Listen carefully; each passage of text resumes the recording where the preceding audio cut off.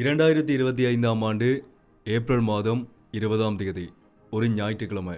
சாதாரண ஞாயிற்றுக்கிழமை இல்லை, உயிர்த்த ஞாயிறு, ஈஸ்டர் தினமான உயிர்த்த ஞாயிறு தினம். முதல்ல அனைத்து மக்களுக்கும், அனைத்து கிறிஸ்தவ மக்களுக்கும் உயிர்த்த ஞாயிறு தினமான ஈஸ்டர் தின வாழ்த்துக்களை சொல்லிக்கொள்கிறேன்.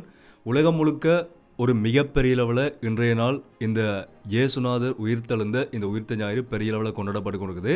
இலங்கைக்குள்ளேயும் அதே மாதிரி கொண்டாடப்பட்டு கொண்டிருக்குது. ஆனால் ஒரு படி மேலே எங்கள் நாட்டை பொறுத்த வரைக்கும் ஒரு மறக்க முடியாத ஒரு நாள்.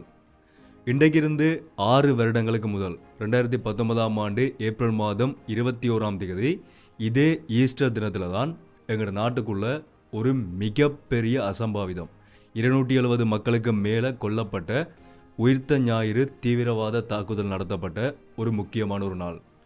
6 வருடங்கள் இன்றையோட பூர்த்தியாகுது. இன்றைக்கு வரைக்குமே விசாரணைகள் தொடர்ச்சியாக போய்கொண்டிருக்குது.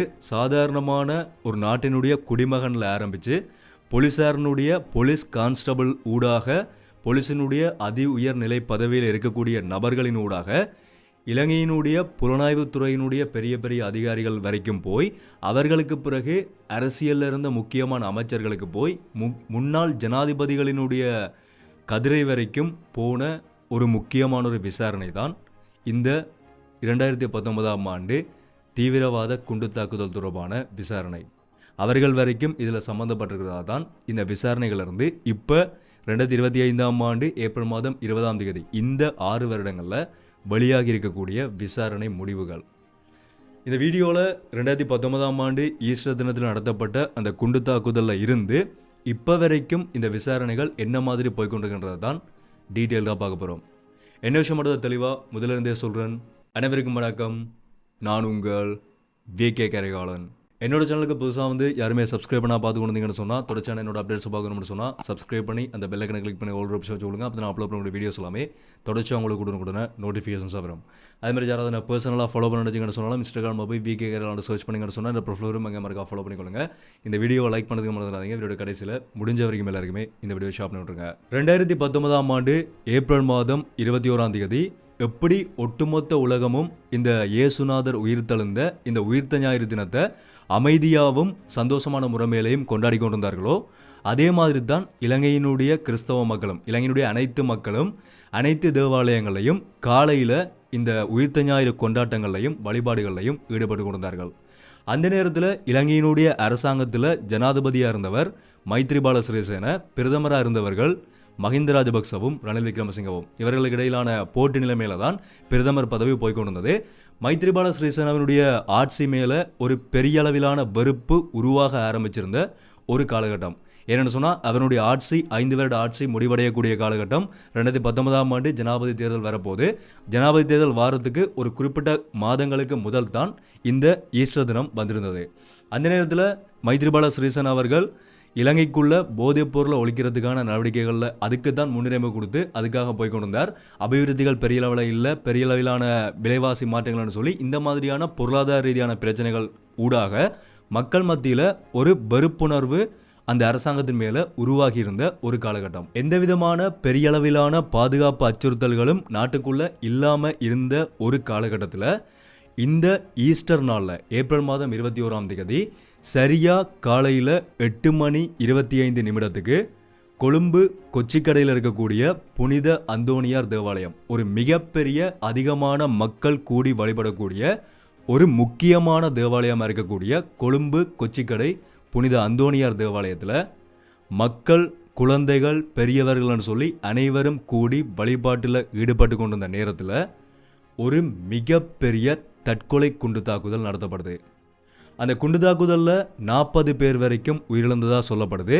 அந்த தாக்குதல் நடைபெற்று சரியா 20 நிமிஷத்தில் 2வது குண்டு தாக்குதலாக நீர்கொழும்பு புனித செபஸ்டியான் தேவாலயத்தில் ஒரு மிகப்பெரிய தாக்குதல் நடத்தப்படுது. அந்த குண்டு தாக்குதலில் 100க்கும் மேற்பட்டவர்கள் கொல்லப்படுறார்கள். அந்த தாக்குதல் நடத்தப்பட்டு அடுத்த 20 நிமிடங்கள் கழித்து 3வது தாக்குதலாக காலை 9:05 மட்டக்களப்பு ஜியோன் தேவாலயத்தில் 3வது தாக்குதல் நடத்தப்படுது. அந்த தாக்குதலில் 30க்கும் மேற்பட்ட பொதுமக்கள் கொல்லப்பட்டதாக சொல்லப்படுது. இந்த 3 தேவாலயங்கள்லையும் ஒரு மிகப்பெரிய தாக்குதல் நடத்தப்பட்டு அடுத்த தாக்குதல் கட்டமாக இலங்கையினுடைய மிகப்பெரிய 3 5 ஸ்டார் ஹோட்டல்ஸ், 3 மிகப்பெரிய ஆடம்பர ஹோட்டல்ஸில் அடுத்த தாக்குதல் நடத்தப்படுது. எங்கெங்கன்னு சொன்னால் காலையில் 9:15 மணிலேருந்து 9:20 மணி வரைக்கும் இந்த 5 நிமிட இடைவெளிக்குள்ள கொழும்பில் இருக்கக்கூடிய Cinnamon Grand hotel, Kingsbury hotel, Shangri-La hotel என்ற இந்த 3 ஹோட்டல்களுமே இலங்கையினுடைய ஒரு மிகப்பெரிய அதி உயர் சொகுசு விடுதிகள் தான், அதி உயர் சொகுசு ஹோட்டல்ஸ் தான் இந்த 3 5 ஸ்டார் ஹோட்டல்ஸும். அந்த 3 ஹோட்டல்களையும் சுற்றுலா பயணிகளை குறிவைத்து அடுத்த 3 மிகப்பெரிய குண்டு தாக்குதல்கள் நடத்தப்படுது. தொடர்ச்சியான இந்த 6 தாக்குதல்களை தொடர்ந்து நாடு முழுக்களுமே பெரிய அளவில் அதிர்ச்சிக்குள்ளாகுது. ஒட்டுமொத்த உலகமுமே, இலங்கை என்று சொல்றதை விட ஒட்டுமொத்த உலகமுமே பெரிய அளவில் அதிர்ச்சிக்குள்ளான ஒரு தாக்குதலாக இந்த தாக்குதல் மாறுது. ஒரு விஷயம், இது ஈஸ்டர் தினத்தில் நடத்தப்பட்ட ஒரு தாக்குதல்ன்றது. 2வது விடயம், இலங்கைக்குள்ள இந்த மாதிரியான பெரிய அளவிலான குண்டுவெடிப்புகள், மக்களை குறிவச்சு நடத்தப்பட்ட குண்டுவெடிப்புகள் இதுக்கு முதல் வரலாற்றில் நடக்கலைன்றது 2வது ஒரு அதிர்ச்சியான ஒரு காரணம். அதுக்கு பிறகு காலையில் நடத்தப்பட்ட இந்த குண்டு தாக்குதல்களை தொடர்ந்து மாலை வேளையில் 2 மணிக்கு தெமட்டகொடல இருக்கக்கூடிய ஒரு வீட்டு தொகுதியிலையும் தெஹிவளையில் இருக்கக்கூடிய ஒரு வீட்டு தொகுதியிலையும் இன்னும் 2 சிறிய குண்டுவெடிப்புகள் நடக்குது. ஆக மொத்தம் இந்த குண்டுவெடிப்புகள்ல இருந்து மொத்தம் 270 பொதுமக்கள் கொல்லப்படுறார்கள். அதுக்குள்ள 45 வெளிநாட்டவர்கள், வெளிநாட்டு சுற்றுலா பயணிகள், 3 போலீஸ் உத்தியோகத்தர்கள், சிறுவர்கள், குழந்தைகள், பெண்கள் உட்பட 270 பேர். எந்தெந்த நாட்டை சேர்ந்தவர்கள்னு சொன்னால் இலங்கையை சேர்ந்த 219 பேர், இந்தியாவை சேர்ந்த 11 பேர், யூகேல இருந்து வந்த 8 பேர், சைனாவை சேர்ந்த 6 பேர், சுவிட்சர்லாண்டை சேர்ந்த 4 பேர், டென்மார்க்ல இருந்து 3 பேர், நெதர்லாண்டில் இருந்து 3 பேர், யூஎஸ்ல இருந்து 3 பேர், ஆஸ்திரேலியாவில் இருந்து 2 பேர், சவுதி அரேபியாவில் இருந்து 2 பேர், ஸ்பெயினில் இருந்து 2 பேர், டர்க்கி நாட்டை சேர்ந்த 2 பேர், பங்களாதேஷை சேர்ந்த ஒருவர், ஜப்பானை சேர்ந்த ஒருவர், போர்த்துகலை சேர்ந்த ஒருவர், எந்த நாட்டவர் என்று சொல்லி கண்டுபிடிக்க முடியாத ஒருவர் என்று சொல்லி மொத்தமாக 270 பேர் இந்த குண்டு தாக்குதலில் பலியாகிறார்கள். மாலை 6 மணிக்கு அதே நாள் ஏப்ரல் மாதம் 21ஆம் தேதி இலங்கை முழுவதும் போலீஸ் ஊரடங்கு உத்தரவு பிறப்பிக்கப்படுது. இலங்கையினுடைய சமூக ஊடகங்கள் தற்காலிகமாக முடக்கப்படுது, பாடசாலைகள் மூடப்படுது, இலங்கையினுடைய கொழும்பு பங்குச்சந்தையும் தற்காலிகமாக மூடப்படுது. ஒரு பெரிய அளவில் நாடு முழுக்களுமே ஒரு மயான அமைதி நிலவின ஒரு நாளாக அந்த ஏப்ரல் மாதம் 21ஆம் தேதி மாறுது. அதுக்கு பிறகு அடுத்தடுத்த நாட்களில் இலங்கையினுடைய பண்டாரநாயக்க சர்வதேச விமான நிலையத்துக்கு அருகில் இருந்து வெடிக்காத நிலைமையில் ஒரு குண்டு வெடிக்கக்கூடிய ஒரு சாதனம் வந்து மீட்கப்படுது. அதே மாதிரி ஏனைய அனைத்து இடங்களில் ஒரு சில முக்கியமான இடங்கள்ல இருந்தும் இந்த குண்டு வெடிப்புக்கு தயாரான நிலைமையில் வைக்கப்பட்டிருந்த குண்டுகளும் வந்து நிறைய இடங்களிலிருந்து மீட்கப்பட்டதா இலங்கையினுடைய புலனாய்வு பிரிவினரால் தகவல் வெளியிடப்படுது. இந்த குண்டு தாக்குதல் நடத்தப்பட்ட உடனேயே உலகத்தினுடைய முக்கியமான பெரிய நாடுகளினுடைய புலனாய்வு அமைப்புகள், ஏனென்றால் இதில் கொல்லப்பட்டது இலங்கையினுடைய மக்கள் மட்டுமில்லை, நான் ஏற்கனவே சொன்ன மாதிரி யூஎஸ்ல இருந்த குடிமக்களும் கொல்லப்பட்டிருக்கிறார்கள், யூகேனுடைய குடிமக்களும் கொல்லப்பட்டிருக்கிறார்கள். இந்த மாதிரி பெரிய நாடுகளினுடைய மக்களும் கொல்லப்பட்டபடியா யூஎஸ்னுடைய சிஐஏ, FBI, அதே மாதிரி யூகேனுடைய MI5, 6 இந்த மாதிரியான உலகத்தினுடைய முக்கியமான புலனாய்வு அமைப்புகள் எல்லாம் இலங்கைக்குள்ள வந்து இந்த குண்டு தாக்குதல் தொடர்பான தகவல்களை திரட்ட ஆரம்பிக்கிறார்கள். இப்போ வரைக்கும் இலங்கையினுடைய புலனாய்வு அமைப்பு SIS வெளியிடக்கூடிய தகவல்களை விட யூகேயினுடைய புலனாய்வு அமைப்பும் யூஎஸ்னுடைய புலனாய்வு அமைப்பும் வெளியிடக்கூடிய தகவல்களும் அறிக்கைகளும் தான் அதிகமாக இருக்குது. அது வெளிப்படையாக எல்லாருக்குமே தெரிஞ்ச ஒரு விஷயம். ஏன்னு சொன்னால் அவர்களுடைய புலனாய்வு அவ்வளவுக்கு ஆழமாக போய் நிறைய தகவல்கள் வந்து சேகரிக்கப்பட்டிருக்குது. இந்த தாக்குதலை நடத்தின அந்த 8 தற்கொலை குண்டுதாரிகளும் யாரென்றவர்கள் இனம் காணப்படுறார்கள். அவர்கள் ஒரு தடை செய்யப்பட்ட இஸ்லாமிய அமைப்பு, அதாவது நேஷனல் தௌஹீத் ஜமாத் என்று சொல்லப்படுற ஒரு தடை செய்யப்பட்ட இனவாத ஒரு அமைப்பினுடைய உறுப்பினர்களாக இருந்து அந்த அமைப்பினுடைய தூண்டுதலின் பேரில் இந்த அமைப்பை நடத்தி கொண்டிருந்தவர்கள் யாருன்னு சொன்னால் இந்த அமைப்பு வந்து ISIS தீவிரவாதிகளோட தொடர்பில் இருந்த ஒரு தடை செய்யப்பட்ட அமைப்புன்னு சொல்லப்படுது. அந்த ISISனுடைய தூண்டுதலின் பேரில் ISISோட தொடர்புடைய தீவிரவாதிகளால் தான் இந்த 8 தற்கொலை குண்டுதாரிகளும் தயார் செய்யப்பட்டு இந்த தற்கொலை குண்டு தாக்குதலை நடத்தியிருக்கிறதா ஒரு விடயம் வந்து விசாரணைகளிலிருந்து வெளியாகுது. இந்த 8 பேருமே இலங்கையை சேர்ந்த இஸ்லாமிய தடை செய்யப்பட்ட அமைப்பினுடைய உறுப்பினர்களால். இவர்கள் வேறு நாட்டிலிருந்து ISISனுடைய தொடர்புடையன்னு சொன்னால் அங்கேருந்து இங்கே வந்து தாக்குதல் நடத்தையில் ISISோட தொடர்பாக வச்சுக்கொண்டு நாட்டுக்குள்ளேயே இருந்து இங்கேயே வளர்ந்த ஒரு இலங்கைக்குள்ளே இருந்த ஒரு தற்கொலை குண்டுதாரிகள். ஸோ இதுக்கு பிறகு இந்த தடை செய்யப்பட்ட அமைப்புகள் மீதான விசாரணைகள் அதிகரிக்க ஆரம்பிக்குது. அதே நேரத்தில் இலங்கையினுடைய முஸ்லீம் மக்கள் மீதான விசாரணைகளும் மிக கடுமையாக ஆரம்பிக்கப்படுது.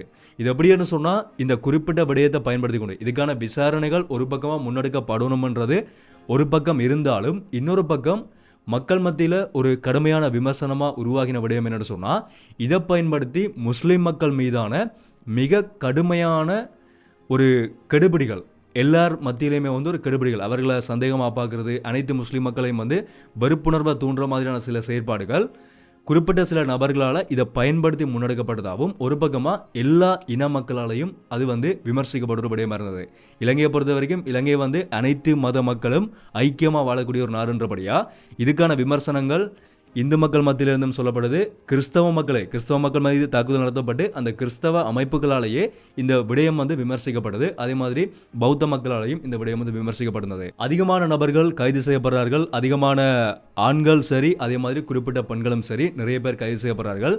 இந்த விசாரணைகள் முன்னெடுக்கப்படும் போது இலங்கைக்குள்ள ஒரு சில தடைகளும் பிறப்பிக்கப்படுது. முக்கியமாக இந்த ஹிஜாப் அணிகிறதுக்கு இஸ்லாமிய பெண்கள் ஹிஜாப், அதே மாதிரி அவர்களினுடைய அந்த பாரம்பரியம் அணியக்கூடிய ஆடைகள், முகத்தை மறைச்சு கொண்டு அணியக்கூடிய ஆடைகள் அணியக்கூடாதுன்னு சொல்லப்படுது. அதே மாதிரி மற்ற மக்கள் மாஸ்க் போடக்கூடாது, மூடிய ஹெல்மெட் அணிஞ்சு கொண்டு எங்கேயுமே போகக்கூடாதுன்னு சொல்லி இந்த மாதிரியான தடை நடவடிக்கைகளும் இலங்கைக்குள்ள அந்த நேரத்தில் கொண்டு வரப்படுന്നത്. ஸோ இந்த விசாரணைகள் முன்னெடுக்கப்படும் போது ஒவ்வொரு காலகட்டங்களில் ஒவ்வொரு முக்கியமான தகவல்கள் கொஞ்சம் கொஞ்சமாக வெளியில் வர ஆரம்பித்தது. இது 2019ஆம் ஆண்டு நடத்தப்பட்டு இன்றைக்கு வரைக்குமே தொடர்ச்சியான விசாரணைகள் போய்கொண்டிருக்குது. இன்றைக்கு வரைக்கும் கைதுகளும் ஒவ்வொரு முறையும் நடந்து கொண்டு தான் இருக்குது. ஸோ 2019ஆம் ஆண்டுக்கு பிறகு ஆரம்பிக்கப்பட்ட இந்த விசாரணைகளில் முதல் கட்டமாக சாதாரணமான இலங்கையினுடைய ஒரு குடிமகனில் ஆரம்பித்து அது போலீஸ் நிலையத்துக்குள்ளே உள்ளே போகுது. போலீஸ் நிலையத்தினுடைய ஒரு கான்ஸ்டபிளுக்குள்ளே உள்ளே போகுது. அந்த கான்ஸ்டபிள் ஊடாக ஒரு போலீஸ் உயர் அதிகாரிக்கு போகுது. அந்த போலீஸ் உயர் அதிகாரி ஊடாக இலங்கையினுடைய புலனாய்வு அமைப்புக்குள்ளேயும் உள்ளே போகுது. புலனாய்வு அமைப்புக்குள்ளே இருக்கக்கூடிய முக்கியமான நபர்களும் இதில் சம்மந்தப்பட்டிருக்கலாம்னு சொல்லி அந்த அமைப்புக்குள்ளே உள்ளே போகுது. அவர்கள் ஊடாக இராணுவத்துக்குள்ளே உள்ளே போகுது. இராணுவத்தினூடாக இலங்கையினுடைய அரசியலுக்குள்ளே பிரவேசிக்குது. அரசியலூடாக முன்னாள் பாராளுமன்ற உறுப்பினர்களுக்குள்ளே போகுது. முன்னாள் பாராளுமன்ற உறுப்பினர்கள் ஊடாக இலங்கையினுடைய முன்னாள் ஜனாதிபதியினுடைய பதவிக்கு போகுது.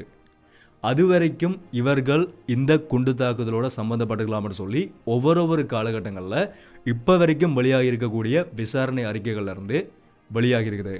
இதுக்குள்ள இந்த யூகேயினுடைய MI56 இவர்களினுடைய இந்த புலனாய்வு அமைப்புகளினுடைய அறிக்கைகள்லேருந்து வெளிப்படுத்தப்பட்ட விடயங்களினுடைய அடிப்படையில் யூகேயினுடைய சேனல் 4 தொலைக்காட்சி என்ன செய்கிறார்கள்னு சொன்னால், இலங்கையினுடைய ஒரு முக்கியமான ஒரு நபரினுடைய வாக்குமூலத்தை பெற்றுக்கொள்கிறார்கள். அந்த நபர் யாருன்னு சொன்னால், 2023ஆம் ஆண்டு ஆகஸ்ட் மாதம் சேனல் 4க்கு வாக்குமூலம் கொடுத்த இலங்கையினுடைய இப்போ கைது செய்யப்பட்டிருக்கக்கூடிய பிள்ளையான்னு சொல்லப்படுற சிவனேசதுரை சந்திரகாந்தனுடைய ஒரு வலது கையா சொல்லப்பட்ட அசாத் மௌலானான்ற ஒரு நபர். இந்த நபர்கிட்ட இருந்து ஏகப்பட்ட விடயங்கள் வெளியாகுது. இந்த 2019ஆம் ஆண்டு நடந்த நவம்பர் மாதம் நடந்த இலங்கைக்குள்ள நடந்த ஜனாதிபதி தேர்தலில் இந்த மைத்ரிபால சிறிசேனவினுடைய ஆட்சி கவிழ்க்கப்பட்டு திரும்பவும் கோட்டபாய ராஜபக்ச, மஹிந்த ராஜபக்சவினுடைய தம்பியான கோட்டபாய ராஜபக்ச ஜனாதிபதி ஆகிறார். அவர்கள் இந்த ஆட்சியை கைப்பற்றதுக்காகத்தான் இந்த மிகப்பெரிய ஒரு கோரமான குண்டு தாக்குதலை நடத்தினதா அசாத் மௌலானா யூகேல சேனல் 4க்கு ஒரு வாக்குமூலத்தை கொடுக்குறார். இந்த அசாத் மௌலானா எதுக்காக யூகேக்கு போனார்னு சொன்னால், இலங்கைக்குள்ளேருந்து அங்கே தப்பி போய் தன்னுடைய உயிருக்கு தஞ்சம் கோரி, வெளிநாட்டிட்ட தஞ்சம் கோரி, ஐக்கிய நாடுகள் சபைட்டையும் அங்கேயும் போய் தஞ்சம் கோரி தான் கடைசியில் சேனல் 4ட்ட தன்னுடைய வாக்குமூலத்தை கொடுத்திருந்தார். அவருடைய வாக்குமூலம் கொடுக்கப்பட்டால் அவருடைய உயிருக்கு பாதுகாப்பு அந்த நாட்டால் வழங்கப்படும் சொல்லி தன்னுடைய வாக்குமூலத்தை கொடுத்திருந்தார். நிறைய விஷயங்கள் சொல்லியிருந்தார். அது தொடர்பான வீடியோவும் அந்த நேரத்தில் நான் அப்லோட் பண்ணியிருந்தேன்.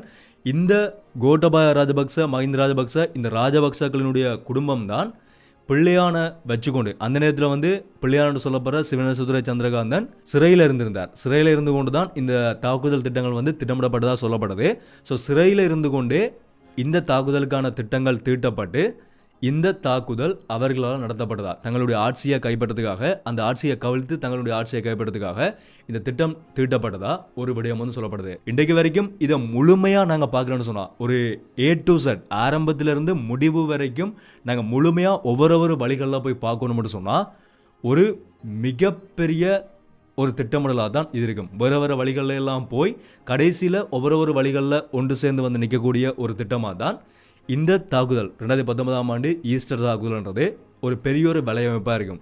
அப்படி திட்டமிட்டு நடத்தப்பட்ட ஒரு தாக்குதலாக தான் இந்த தாக்குதல் இலங்கைக்குள்ளே நடத்தப்படுന്നത്. இப்போ கடைசியாக இந்த 2025ஆம் ஆண்டு ஏப்ரல் மாதம் 20ஆம் தேதி இந்த 6 வருடங்கள் பூர்த்தியாகும் போது இந்த விசாரணையினுடைய முடிவு எப்படி இருக்குன்னு சொன்னால், இப்போ இலங்கைக்குள்ளே கைது செய்யப்பட்டிருக்கக்கூடிய முக்கியமான இலங்கையினுடைய அதிகமான குற்ற செயல்களுக்கு பின்னால் இருக்கக்கூடிய நபரான பிள்ளையான் என்று சொல்லப்படுற சிவனேசுதுரை சந்திரகாந்தன் அவர் வாயை திறந்தால் தான் உறுதிப்படுத்தப்பட்ட தகவல்கள் வெளியில் வரும் என்ற ஒரு இறுதிக்கட்டத்தில் இந்த விசாரணைகள் ஒரு பக்கமாக இருக்குது. நான் ஏற்கனவே சொன்ன மாதிரி இது பல வழிகளில் இந்த விசாரணைகள் போய்கொண்டிருக்குது. அந்த பல வழிகளில் ஒரு பிரதானமான வழியில் இருக்கக்கூடிய விசாரணையினுடைய முடிவாக இந்த சிறையில் இப்போ இலங்கையினுடைய குற்றப்புலனாய்வு பிரிவினருடைய சிஐடியினருடைய கட்டுப்பாட்டுக்குள்ளே இருக்கக்கூடிய பிள்ளையான் சொல்லக்கூடிய தகவல்கள் இருந்து தான் இந்த ஈஸ்டர் குண்டு தாக்குதல் தொடர்பான உறுதிப்படுத்தப்பட்ட தகவல்கள் வெளியில் வரும். அதனால தான் இப்போ ராஜபக்ச குடும்பத்துக்கு ஒரு மிகப்பெரிய ஒரு ஆட்டம் காண வச்ச ஒரு கைதாக இந்த கைது அமைஞ்சிருக்குது. அவர்களுக்கு மட்டுமில்லை, அவர்களுக்கு பின்னால் இருக்கக்கூடிய பெரிய பெரிய அரசியல்வாதிகள் முக்கியமான நபர்களுக்கும் ஒரு ஆட்டம் காண வச்ச கைதாகவும் அவர் எப்போ வாயை திறப்பார் என்ன சொல்ல போகிறாருன்ற விடயங்கள் எதிர்பார்க்கப்படுற விடயங்களாகவும் இப்போ மாறி இருக்குது. அந்த தாக்குதலில் இறந்து போன அந்த கிறிஸ்தவ மக்கள், ஏனைய மக்கள், ஏனைய நாட்டினுடைய மக்கள், சுற்றுலா பயணிகள், ஏனைய வேறு மதத்தை சேர்ந்த மக்களும் தான். அந்த மக்கள் அதே மாதிரி அந்த தாக்குதலுக்கு பிறகு தேவையில்லாமல் பழி போடப்பட்ட இஸ்லாமிய மக்கள், முஸ்லீம் மக்கள் மீதான ஒரு வெறுப்புணர்வும் ஒரு பழியும் போடப்பட்ட அந்த பழி உணர்வுகள், அதே மாதிரி அந்த தாக்குதலால் பாதிக்கப்பட்ட ஏனைய மக்கள், ஏனைய எங்களோட நாட்டினுடைய பொருளாதாரம், அதே மாதிரி இன்னும் நிறைய விஷயங்கள், இது எதுக்குமே இன்றைக்கு வரைக்கும் முழுமையான முடிவு கிடைக்கப்பெறலைன்றதும் ஒரு ஆதங்கமான ஒரு விடயமாக இதே உயிர்த்த ஞாயிறு தினத்தில் நாங்கள் பார்க்கக்கூடிய ஒரு விடயமாக இருக்குது. இப்போ இலங்கையினுடைய கிறிஸ்தவ முக்கியமான நபர்களால், அந்த கிறிஸ்தவ சங்கத்தில் இருக்கக்கூடிய முக்கியமான போதகர்களால் என்ன சொல்லப்பட்டிருக்குன்னு சொன்னால், இலங்கையினுடைய இந்த புதிய அரசாங்கம் அனுரகுமார திசாநாயக்க அவர்கள் தலைமையிலான புதிய அரசாங்கத்தில் விசாரணைகள் நல்லபடியாக நடத்தப்பட்டு கொண்டிருக்கிறதா தான் இன்றைக்கு வெளியாக இருக்கக்கூடிய அவர்களுடைய ஊடக சந்திப்பிலிருந்து ஒரு விடயம் சொல்லப்பட்டிருக்குது. ஒரு அதீத நம்பிக்கையை இந்த புதிய அரசாங்கத்தின் மேலே ஜனாதிபதி அனுரகுமார திசாநாயக்கன்ற ஒரு நபர் மேலே அதிகமான மக்கள் இப்போ வரைக்குமே வைத்திருக்கிறார்கள். அது இவர்களுடைய செயற்பாடுகள் இருந்து தான் அந்த நம்பிக்கை உண்மையான நம்பிக்கையாக இன்னும் அதிகரிக்குமா, இல்லாட்டி ஏற்கனவே எங்களோட நாட்டை ஆட்சி செய்த ஆட்சியாளர்கள் மாதிரி அந்த நம்பிக்கை மக்கள் மத்தியில் இல்லாமல் போகுமான்றது இவர்களினுடைய விசாரணைகள், அவர்களுடைய முடிவுகளில் இருந்து தான் நாங்கள் பார்க்க முடியும். பொறுத்திருந்து பார்க்கலாம். இந்த உயிர்த்த ஞாயிறு தினத்தில் இயேசுநாதர் உயிர்த்தெழுந்து திரும்பவும் மக்களுக்காக வந்த இந்த நாளில் இறந்து போன மக்களுக்கான நீதி கிடைக்குதான்றதை நாங்கள் பொறுத்திருந்து பார்ப்போம். இதை பற்றின உங்களுடைய கருத்துக்கள் என்னதை நீங்கள் தாராளமாக கீழே கமெண்ட் சொல்லலாம். தொடர்ச்சியான இந்த விசாரணைகளுடைய முடிவுகளிலிருந்து வரக்கூடிய சகல அப்டேட்ஸையுமே நான் ஒரு வீடியோக்களையும் தொடர்ச்சி அப்டேட் பண்ணுவேன்.